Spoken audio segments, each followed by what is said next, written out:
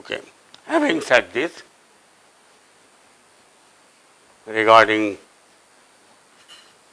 continuous signals,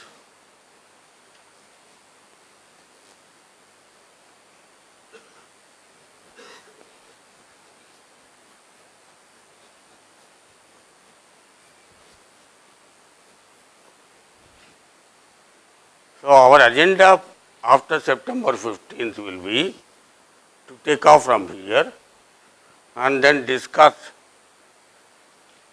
Fourier series and Fourier transform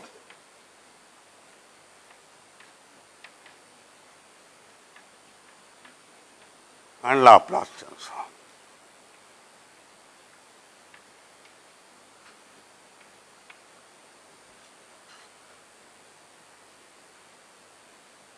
Now your mind should be quite clear. I am given a signal x of t, and by doing all this mumbo jumbo, what you are doing is you are converting this continuous signal into a set of numbers by what word we use is a transformation. I am transforming the signal from one domain to another domain, right? A Fourier series also same thing. A periodic signal I am converting from the time domain to a domain called the frequency domain, where the amplitudes of the frequencies constitute the information regarding the signal, which are equivalent. And Fourier transform is another way of transforming a given signal into a Fourier domain, and Laplace transform is another transform. Why I am insisting on the word is transform. What I am doing is I am taking some signal and transforming it to another domain by a transformation. The question that comes to your mind is, why do I do all this? Why are you moving from one domain to another domain? So, seen in 101, we found that by using sinusoids, our problem has become very simple in solving electrical networks, right? By using phasors, because every time signal expandable, periodic signal expandable in terms of e to the power of j omega t, and since I know the system has a eigen function which is e to the power of j omega t, easier for me to do that in terms of the transformation. If you remember what I said in that 101, we are doing round like this, taking the signal, applying to domain, doing something, coming back to this by inverse transform, right? And this looks very silly. Instead of directly solving the problem, I am going round and solving the problem from going to one domain and coming back to the original domain. We did that and we like doing it. Why? Because it simplified your way of solving the problem. So, all these ideas of transforming a signal from one domain to another domain is a matter of convenience. And the transformation you apply possibly would be some transformation which is not only relevant to the problem, which may be convenient to your problem. Okay? So, if you go to literature in signal theory, I mean, there are umpteen number of transforms are there. I have given only two transforms here. People have found applied umpteen number of transforms on the signal set for various reasons, and all of them have become popular, especially image processing people. You have an image and you want to process that image, and many transformations have been identified, and some of them we will address as we go along. But most oldest one is the Fourier and the Laplace. We will cover something called the Haar transform in the course hopefully, and we will also go into wavelet transform, which happen to be the exciting subject in the present day. How do you express continuous waves in terms of wavelets?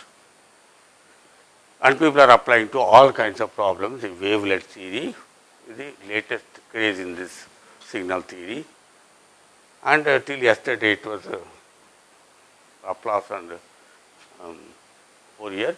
but umpty number of things came in between.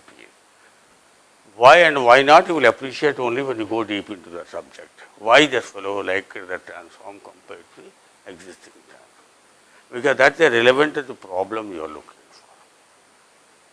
So you will see a lot of transforms, but among all these two are the oldest transforms and happen to be the most used transforms.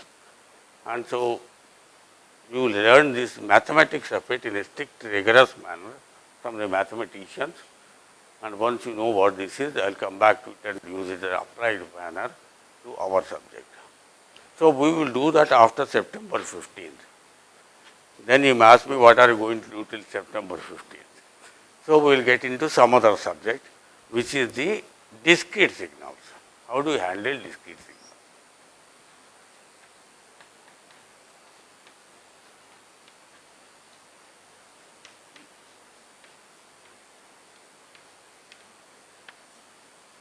What is a discrete signal? As against a continuous signal. In a continuous signal x of t, I give you the value of x at every t starting from minus infinity to plus infinity. That is called the continuous signal. As against I have discrete signals where I don't give all the values at every possible t. I would only possibly take this waveform and give you this value, this value, this value, this value. And this axis may be space or time or whatever it is, doesn't matter. Because for example, in this class here, I want to find out what is the mentality of each to some of the students with respect to my teaching. I take samples, right? One here, one there, one there. So there are sampled values and look at how the people look at it. For example, you want to find out seismic waveforms. What do you do seismicity? Because you have to take out signals at different points in space. So that is sampled value. I can't take all possible points on the area of big area. So I take samples at different points. Now we have some our 101, 102, 3, 102 and 101. We know that there should be some specified distance between these two samples, which is called the sampling series. Most of the time we may be able to do, we may not be able to do.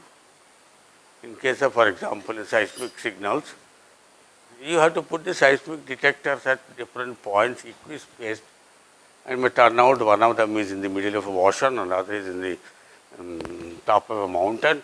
You may not be able to get any sensors in those places. So I put obviously unequal distances and I have to accept it. Because you can't demand that you go mathematics and do sampling at the right manner. So sometimes I may need to worry about if these are not equidistant, how do I still use those signals in meaningful manner, right? So these are kinds of real world problems that we come across, but let us hope that we are talking about equidistance according to sampling theory. And the sampling theory says that they should be 1 by 2b, t must be equal to 1 by 2b, and b is called the bandwidth, right? In time signals, I understand what is the word bandwidth. But what do you do? How do you do for space signals? Space signals. How do you define bandwidth? You can also define bandwidth, same argument as the time signal, except change t to x. Spatial bandwidth. And optics people use this word time and again, called the spatial bandwidth, because optics is a two-dimensional system. So we can use that, whatever definition you use, there is sampling interval. So I have only these numbers. Hopefully, these numbers will represent my original signal, provided I have sampled at reasonably fast rate. So this is one way of electrical engineers, we have fundamentally looked at the problem. But somebody says, I don't know all this sampling theorem and all this. I have only a set of numbers, x1, x2, and so on. The value of the function at something called 1, and something called 2, and something called 3, and something called 4. I got this set of numbers, which is a discrete signal, and how do I operate on these signals. I am not going into continuous value, I am only sampled value, and quite often I am asked to operate on these numbers. Okay? And